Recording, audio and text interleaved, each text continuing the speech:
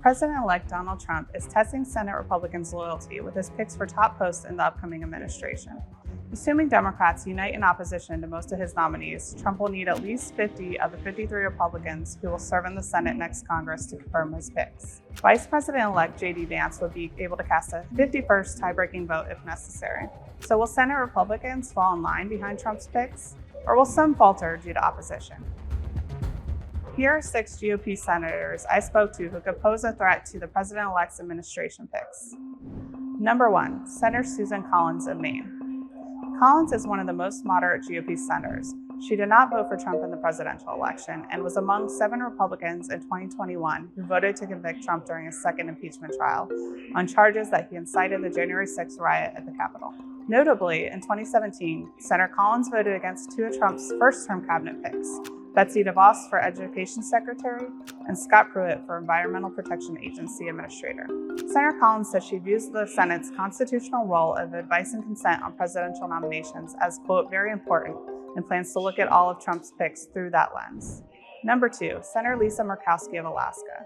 Murkowski, like Collins, is among the Senate's most moderate Republicans.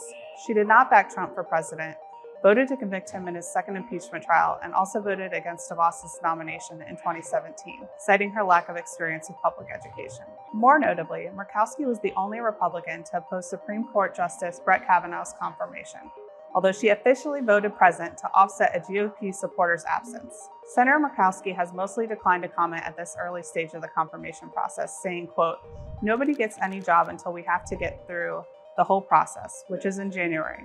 So check in with me in weeks. Number 3, Senator Mitch McConnell of Kentucky. McConnell is the longtime Senate Republican leader and is stepping down from leadership next Congress and could choose to exercise his newfound freedom with votes against nominees who don't align with his views, particularly on national security matters. The 82-year-old senator has made clear he will spend the next 2 years, perhaps his last in the Senate, focused on boosting national defense and U.S. allies and democracy. That is why the Director of National Intelligence nominee, Tulsi Gabbard in particular, is likely to draw questions, if not opposition, from McConnell for her past comments on television parroting Russian talking points. For now, as he finishes out his final term as GOP leader, McConnell offers safe commentary to reporters about his approach to Trump's nominees, saying, quote, "I'm confident that we'll engage in the same kind of vetting process that we have historically done under both parties." Number 4, Senator Rand Paul of Kentucky. Senator Paul is a libertarian conservative who is never afraid to vote against his party and adheres to his own ideological beliefs. During Trump's first term, he opposed the president's top intelligence picks, Mike Pompeo for CIA director and Dan Coats for director of national intelligence. Senator Paul's views most often stray from the mainstream GOP when it comes to U.S. intervention in foreign wars, intelligence gathering methods, and strict fiscal discipline. But with Trump looking to shake things up in some of those areas, Paul could align more with the incoming administration than some of his more establishment GOP colleagues. Senator Paul told me he would look through each of Trump's nominees and their qualifications individually. When asked if he has any concerns about the picks so far, Paul said, quote, "Nothing in particular." Number 5, Senator Todd Young of Indiana. While Senator Young voted for all of Trump's first-term cabinet nominees, he has since distanced himself from the future and former president. He declined to support Trump's most recent bid for the Republican presidential nomination, in part because he questioned his views on Russia's war against Ukraine. Senator Young told me the president-elect deserves a measure of deference in whom he picks to serve in the administration, but he also values his responsibility as a senator to provide advice and consent on the nominees. Senator Young also said, quote, "There are a handful of nominees with whom I'm not acquainted yet, and I'm reserving judgment until I can become better acquainted." Last and not least, number 6, Senator Bill Cassidy of Louisiana.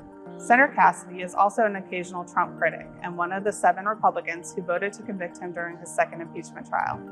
While he supported all of Trump's first-term cabinet nominees, he will play a large role in vetting one of his most controversial second-term picks.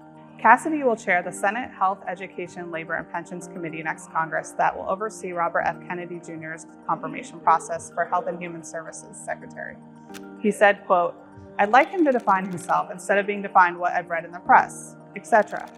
Adding, "It may be after meeting and doing an investigation I have concerns, but that's just kind of my due diligence process." For the Washington Times, I'm Lindsay McPherson. To read more of my reporting, visit WashingtonTimes.com.